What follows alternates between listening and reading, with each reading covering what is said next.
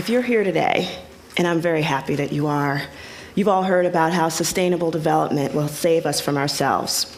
However, when we're not at TED, we are often told that a real sustainability policy agenda is just not feasible, especially in large urban areas like New York City. And that's because most people with decision-making powers in both the public and the private sector really don't feel as though they're in danger. The reason why I'm here today, in part, is because of a dog. An abandoned puppy I found back in the rain back in 1998. She turned out to be a much bigger dog than I'd anticipated. When she came into my life, we were fighting against a huge waste facility that planned for the East River waterfront. Despite the fact that our small part of New York City was already handled more than 40% of the entire city's commercial waste, a sewage treatment pelletizing plant, a sewage sludge plant, 4 power plants, the world's largest food distribution center, as well as other industries that bring more than 60,000 diesel truck trips to the area each week. The area also has one of the lowest ratios of parks to people in the city. So when I was contacted by the Parks Department about a $10,000 seed grant initiative to help develop waterfront projects, I thought they were really well-meaning but a bit naive. I'd lived in this area all my life and knew you could not get to the river because of all the lovely facilities that I'd mentioned earlier. Then while jogging with my dog one morning, she pulled me into what I thought was just another illegal dump. There were weeds and piles of garbage and other stuff that I won't mention here, but she kept dragging me, and lo and behold, at the end of that lot was the river. I knew that this forgotten little street end, abandoned like the dog that brought me there, was worth saving. And I knew it would grow to become the proud beginnings of the community-led revitalization of the new South Bronx. And just like my new dog, it was an idea that got bigger than I'd imagined. We garnered much support along the way, and the Hunts Point Riverside Park became the first waterfront park that the South Bronx had had in more than 60 years. We leveraged that $10,000 seed grant more than 300 times into a $3 million park. And in the fall, I'm actually going to exchange marriage vows with my beloved. Thank you very much.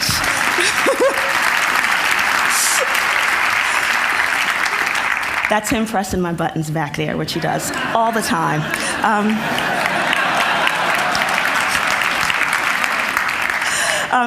But those of us living in environmental justice communities are the canary in the coal mine. We feel the problems right now and have for some time. Environmental justice, for those of you who may not be familiar with the term, goes something like this. No community should be saddled with more environmental burdens and less environmental benefits than any other. Unfortunately, race and class are extremely reliable indicators as to where one might find the good stuff, like parks and trees, and where one might find the bad stuff, like power plants and waste facilities. As a black person in America, I am twice as likely as a white person to live in an area where air pollution poses the greatest risk to my health. I am 5 times more likely to live within walking distance of a power plant or a chemical facility, which I do. These land use decisions created the hostile conditions that lead to problems like obesity, diabetes, and asthma. Why would someone leave their home to go for a brisk walk in a toxic neighborhood? Our 27% obesity rate is high even for this country, and diabetes comes with it. 1 out of 4 South Bronx children has asthma. Our asthma hospitalization rate is 7 times higher than the national average. These impacts are coming everyone's way, and we all pay dearly for solid waste costs, health problems associated with pollution, and more odiously, the cost of imprisoning our young black and Latino men who possess untold amounts of untapped potential. 50% of our residents live at or below the poverty line. 25% of us are unemployed. Low-income citizens often use emergency room visits as primary care. This comes at a high cost to taxpayers and produces no proportional benefits. Poor people are not only still poor, they are still unhealthy. Fortunately, there are many people like me who are striving for solutions that won't compromise the lives of low-income communities of color in the short term and won't destroy us all in the long term. None of us want that, and we all have that in common. So what else do we have in common? Well, first of all, we're all incredibly good looking. Graduated high school, college, postgraduate degrees, traveled to interesting places, didn't have kids in your early teens, financially stable, never been imprisoned. Okay, good. But besides being a black woman, I am different from most of you in some other ways. I watched nearly half of the buildings in my neighborhood burn down. My big brother Lenny fought in Vietnam only to be gunned down a few blocks from our home. Jesus, I grew up with a crack house across the street. Yeah, I'm a poor black child from the ghetto. These things make me different from you. But the things we have in common set me apart from most of the people in my community, and I'm in between these two worlds with enough of my heart to fight for justice in the other. So how did things get so different for us? In the late 40s, my dad, a Pullman porter, son of a slave, bought a house in the Hunts Point section of the South Bronx, and a few years later, he married my mom. At the time, the community was a mostly white, working-class neighborhood. My dad was not alone, and as others liked him pursued their own version of the American dream, white flight became common in the South Bronx and in many cities around the country. Redlining was used by banks wherein certain sections of the city, including ours, were deemed off limits to any sort of investment. Many landlords believed it was more profitable to torch their buildings and collect insurance money rather than to sell under those conditions, dead or injured former tenants notwithstanding. Hunts Point was formerly a walk-to-work community, but now residents had neither work nor home to walk to. A national highway construction boom was added to our problems. In New York State, Robert Moses spearheaded an aggressive highway expansion campaign. One of its primary goals was to make it easier for residents of wealthy communities in Westchester County to go to Manhattan. The South Bronx, which lies in between, did not stand a chance. Residents were often given less than a month's notice before their buildings were razed. 600,000 people were displaced. The common perception was that only pimps and pushers and prostitutes were from the South Bronx. And if you are told from your earliest days that nothing good is going to come from your community, that is bad and ugly, how could it not reflect on you? So now, my family's property was worthless, save for that it was our home and all we had. And luckily for me, that home and the love inside of it, along with help from teachers, mentors, and friends along the way, was enough. Now, why is this story important? Because from a planning perspective, economic degradation begets environmental degradation, which begets social degradation. The disinvestment that began in the 1960s set the stage for all the environmental injustices that were to come. Antiquated zoning and land use regulations are still used to this day to continue putting polluting facilities in my neighborhood. Are these factors taken into consideration when land use policy is decided? What costs are associated with these decisions? And who pays? Who profits? Does anything justify what the local community goes through? This was planning, in quotes, that did not have our best interests in mind.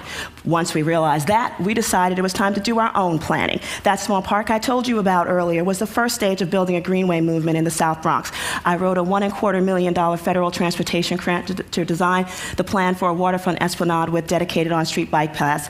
Physical improvements help inform public policy regarding traffic safety, the placement of waste in other facilities, which if done properly don't compromise the community's quality of life. They provide opportunities to be more physically active, as well as local economic development. Think bike shops, juice stands. We secured $20 million to build first phase projects. This is Lafayette Avenue.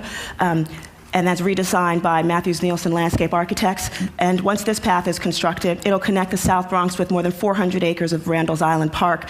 Right now, we're separated by about 25 feet of water, but this link will change that. And as we nurture the natural environment, its abundance will give us back even more. We run a project called the Bronx Ecological Stewardship Training, which provides job training in the fields of ecological restoration so that folks from our community have the skills to compete for these well-paying jobs. Little by little, we're seeding the area with green-collar jobs that has the people that have both a financial and personal stake in their environment.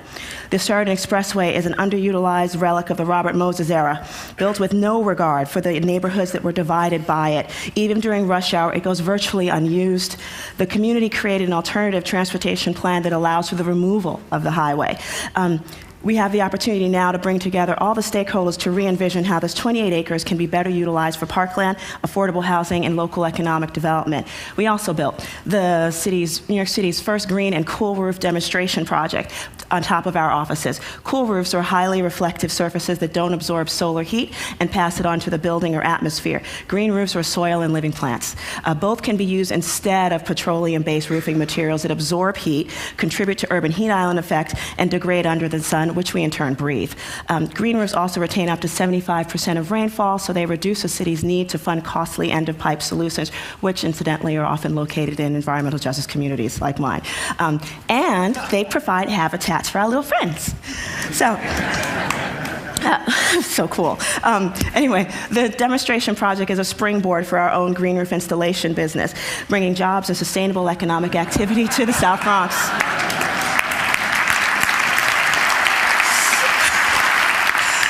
I like that too. Anyway, I know Chris told us not to do pitches up here, but since I have all of your attention, we need investors. End of pitch. It's better to ask for forgiveness than permission. Anyway.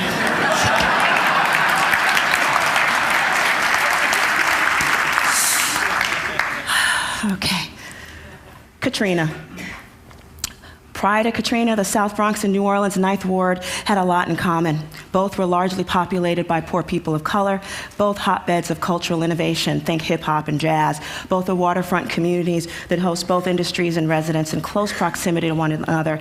In the post-Katrina era, we have still more in common. We're at best ignored and maligned and abused at worst by negligent regulatory agencies, pernicious zoning, and lax governmental accountability. Neither the destruction of the Ninth Ward nor the South Bronx was inevitable. But we have emerged with valuable lessons about how to dig ourselves out. We are more than simply national symbols of urban blight or problems to be solved by empty campaign promises of presidents come and gone. Now, will we let the Gulf Coast languish for a decade or two like the South Bronx did? Or will we take proactive steps and learn from the homegrown resource of grassroots activists that have been born of desperation out in communities like mine? Now, listen, I do not expect individuals, corporations, or government to make the world a better place because it is right or moral. This presentation today only represents some of what I've been through, like a tiny little bit. You have no clue, but I'll tell you later if you want to know. I know it's the bottom line, or one's perception of it, that motivates people in the end. I'm interested in what I like to call the triple bottom line that sustainable development can produce.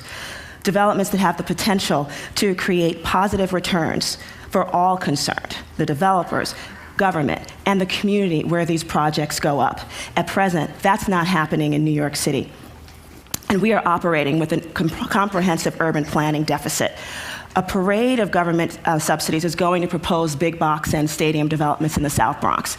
But there is scant coordination between city agencies on how to deal with the cumulative effects of increased traffic, pollution, solid waste, and the impacts on open space. And their approaches to local economic and job development are so lame, it's not even funny. Because on top of that, the world's richest sports team is replacing the house that Ruth built by destroying 2 well-loved community parks. Now we'll have even less than that stat I told you about earlier. And although less than 25% of South Bronx residents own cars, these projects include thousands of new parking spaces, yet zip in terms of mass public transit.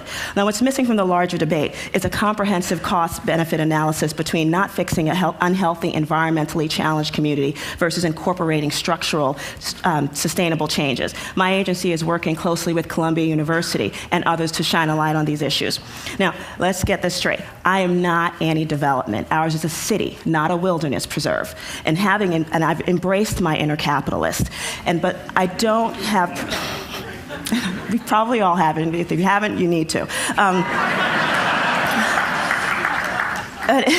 So I don't have a problem with developers making money. There's enough precedent out there to show that a sustainable, community-friendly development can still make a fortune. Former fellow Tedsters Bill Madonna and Amory Lovins, both heroes of mine, by the way, have shown that you can actually do that. I do have a problem with developments that hyper-exploit politically vulnerable communities for profit. That it continues is a shame upon us all, because we're all responsible for the future that we create. But one of the things I do to remind myself of greater possibilities is to learn from visionaries in other cities. This is my version of globalization. Let's take Bogota. Poor Latino surrounded by runaway gun violence and drug trafficking, a reputation not unlike that of the South Bronx. However, this city was blessed in the late 1990s with a highly influential mayor named Enrique Peñalosa. He looked at the demographics. Few Bogotanos own cars, yet a huge portion of the city's resources was dedicated to serving them. If you're a mayor, you can do something about that. His administration narrowed key municipal thoroughfares from 5 lanes to 3, outlawed parking on those streets, expanded pedestrian walkways and bike lanes, created public plazas, created one of the most efficient bus mass transit systems in the entire world. For his brilliant efforts, he was nearly impeached. But as people began to see that they were being put first on issues reflecting their day-to-day lives, incredible things happened. People stopped littering. Crime rates dropped because the streets were alive with people. His administration's attacked several typical urban problems at one time, and on a third world budget at that. We have no excuse in this country, I'm sorry. But the bottom line is their People First agenda was not meant to penalize those who could actually afford cars, but rather to provide opportunities for all Bogotanos to participate in the city's resurgence. That development should not come at the expense of the majority of the population. It's still considered a radical idea here in the US, but Bogota's example has the power to change that. You, however, are blessed with the gift of influence. That's why you're here and why you value the information we exchange. Use your influence in support of comprehensive, sustainable change everywhere. Don't just talk about it at TED.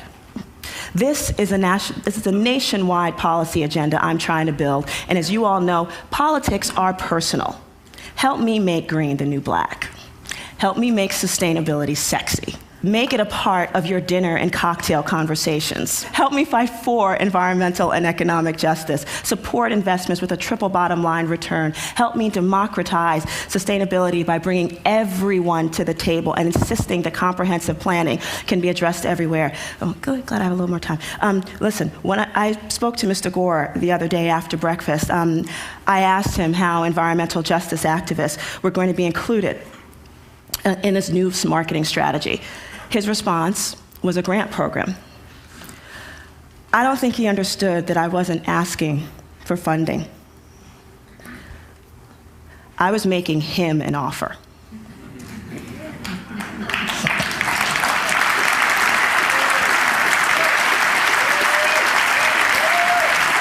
What troubled me was that this top-down approach is still around. Now, don't get me wrong, we need money. But grassroots groups are needed at the table during the decision-making process. Of the 90% of the energy that Mr. Gore reminded us that we waste every day, don't add wasting our energy, intelligence, and hard-earned experience to that count.